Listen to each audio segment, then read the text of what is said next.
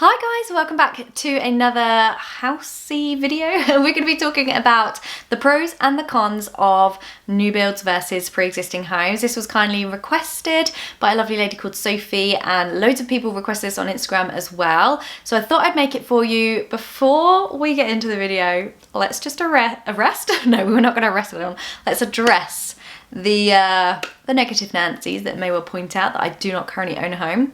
I agree completely, but I've done loads of research and I've also kind of just thought a lot about it since we've been doing our home house buying series and trying to find a house, and it's still going on. We've looked at new builds and pre-existing, and I've kind of built up quite a good understanding of the pros and the cons. I would really love it if you wanted to get involved in the comments. Let me know what your pros and cons are, or if you have any personal experience. I know there's quite a few quite invested people when it comes to new builds because some things have not gone very well for them. Let us know in the comments. This is so helpful for other people that are looking for this kind of advice. And if you are looking, then read the comments because it'll all be down there. So I really hope you enjoy it, guys. If you're new here, I'm Lara. I'd love to have you here in this community. I upload 3 times a week and we're currently trying to buy our first home. So we've been saving very, very frantically for quite a while now, and especially last year doing our no buy year and this year doing a low buy year. So we're raring to go, and the house market has got other ideas, but that's another video. So I'm gonna get into it and I'm gonna be sharing the cons right at the end, so make sure you watch right the way to the end. So let's start with the new builds, shall we? So the first thing I have to say here is we can't get away from the fact that they are so energy efficient. They are so strictly rated in terms of their efficiency, and you could actually save up to £600 a year on energy bills. So it's definitely worthwhile looking into that and seeing the exact costs it might be going for a pre-existing versus a new build.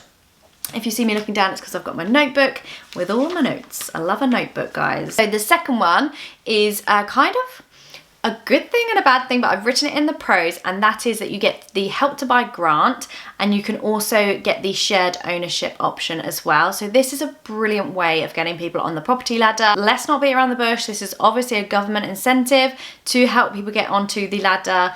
So it's not necessarily as much that you're getting a favour, but obviously the government are benefiting from getting your sale. So these aren't available on pre-existing. They used to be, but not any longer. So you can find yourself like we did, that we would have got a 10% loan from the government as an equity loan aside from your mortgage. I'm thinking about maybe doing a video on that, so let me know if you want that.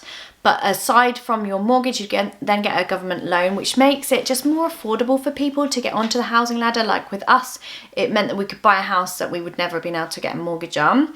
But we'll get onto the cons of that later on. So the next thing is that most houses come with a 10-year warranty. And this is great because obviously you know what you're getting, and you can make sure that if anything does fail within those 10 years, then you've got, they're going to come back and have to fix it for you. Not something you would get with the new build. So the next one is it is a blank canvas. So you can literally walk in and do what you want to do with it rather than having to try and see past the vision of the previous owners. So some people might like that, having that complete blank canvas.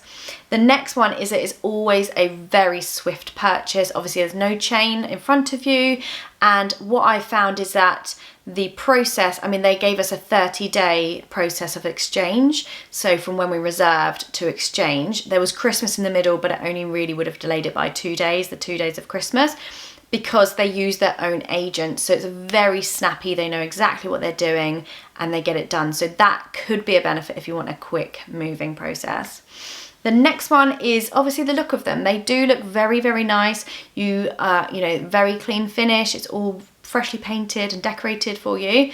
So that could be a benefit, but obviously that's not to say that character or existing properties isn't a benefit for not looking good when they move in. The developments are created to look very aesthetically pleasing, of course, and you may well like that look. The next one is incentives. Now, if you are buying a new build, for the love of God, make sure you are getting everything out of them. To give you an idea, and I can't quite remember the exact figures now, but to give you an idea, when we did reserve our new build, if you haven't caught up with that video, that's quite a few videos ago at the beginning of my house buying series. I'll leave the link down for the playlist. But when we first reserved our property, we got, I've got to get this right, £2,000 worth of John Lewis vouchers, our stamp duty paid, which I'm not sure how the developers are feeling about the government paying that at the moment, or being a holiday on that at the moment, because that used to be one of their major incentives to get you to buy. And all the fees were paid, so that's a solicitor, or up to a value of £1,200. So it was a huge incentive to buy, and obviously they desperately want you to buy these properties, especially at the moment. So make sure you're getting every penny out of them. Ask them, don't feel like you're being cheeky, because the money is there. And after the first, I don't know, 40% of houses, the next lot is all profit for them, or maybe the next 20% is all profit for them. So they have got this money to give to you to incentivize you, so don't be afraid to ask for it.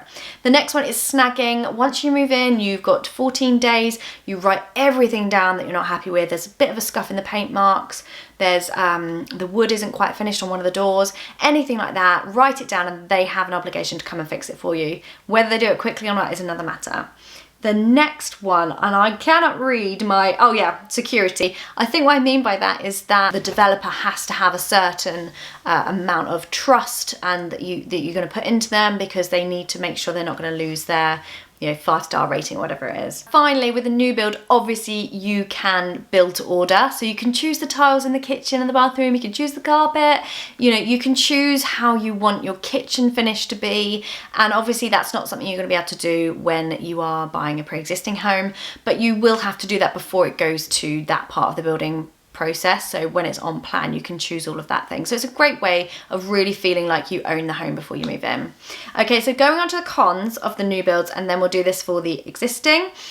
They are more expensive. There is no getting away from it. The house that we reserved, if I look now at what we could afford or what we would get for that money, it's probably £30,000 more just for the sake of it being a new build, but you are getting all of those pros, so it's weighing them up.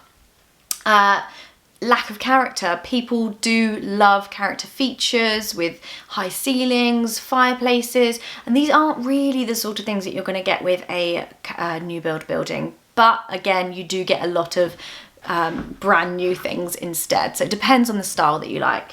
The next one is they are smaller. The rooms are smaller and the gardens are smaller. Another one I've written is overlooked. Something I don't think I can kind of get past. I'm very much used to having a wide open space to look out onto.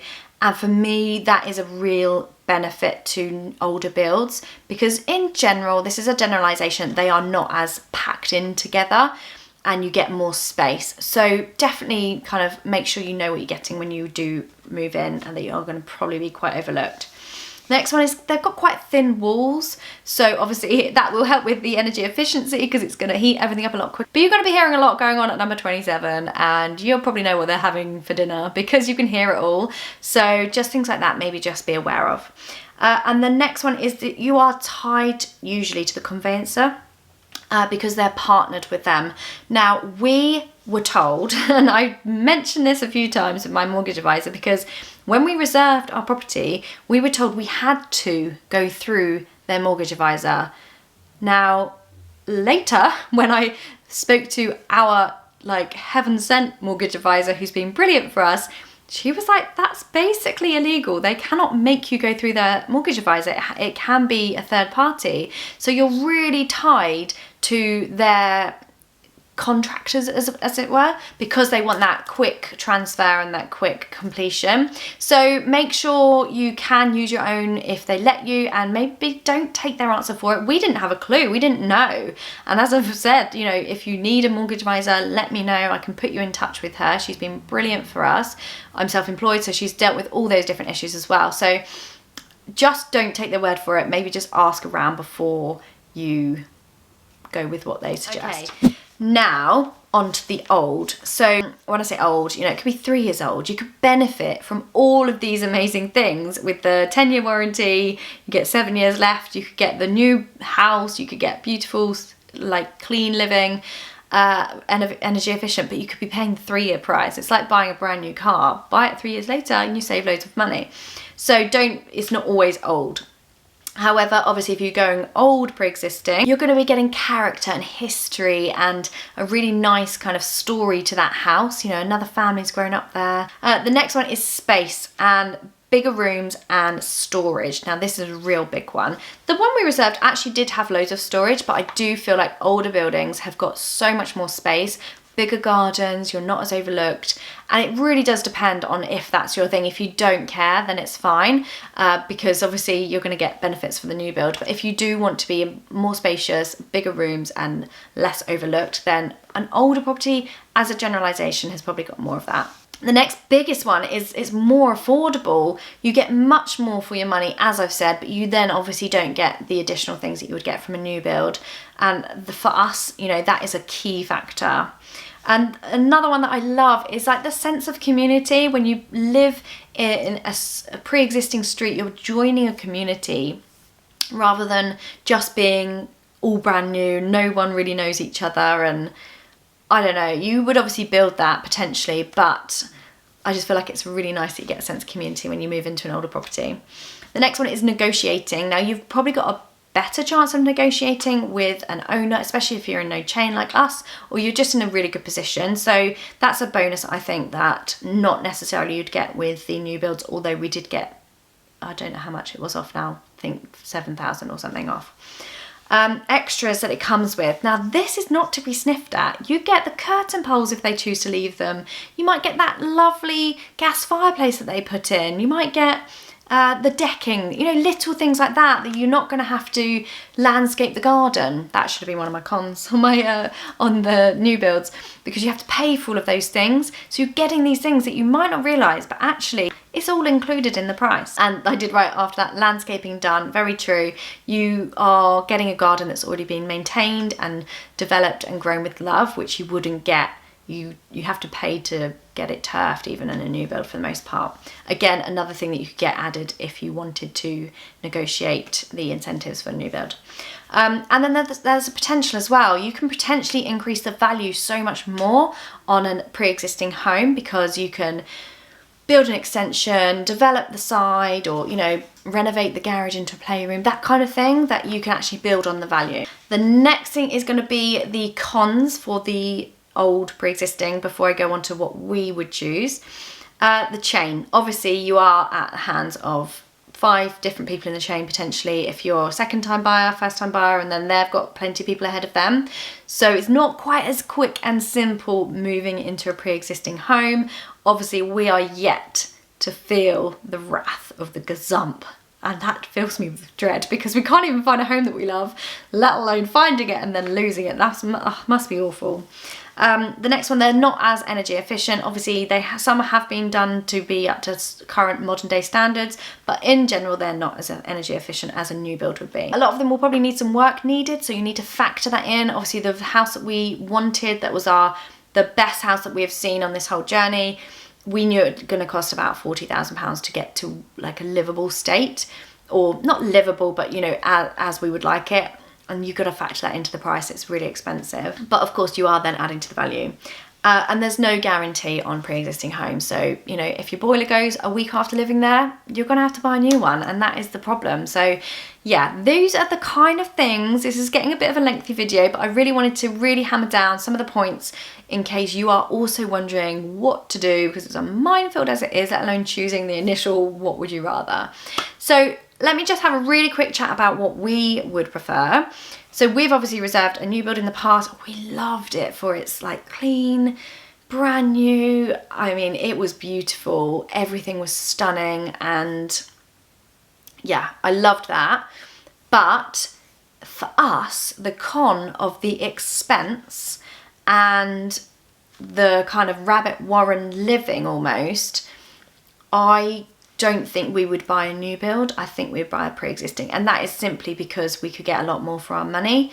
So that is kind of where we're at. We wouldn't rule out a new build at all, but I do think at the moment, with the house prices as they are very volatile, I think a new build is so expensive. And now knowing what we would get for the same money, I just would rather live in a more established community and kind of get more for our money, basically. So that's where we're at. But if you're selling a house, let me know, because I can't find any. There's hardly any for sale. Although having said with my last update since the stamp duty. Oh my gosh, since the stamp duty thing, I had so many emails about new houses on sale, so it's definitely picked up. But yeah, I'm gonna leave it there because this is a long one. Oh, what's that going on over there? Think about subscribing. As I said, I'd love to have you here, and I will see you all in my next video. Don't forget to leave your ideas in the comments for everyone else to read. Thanks for watching, guys. Take care. Bye.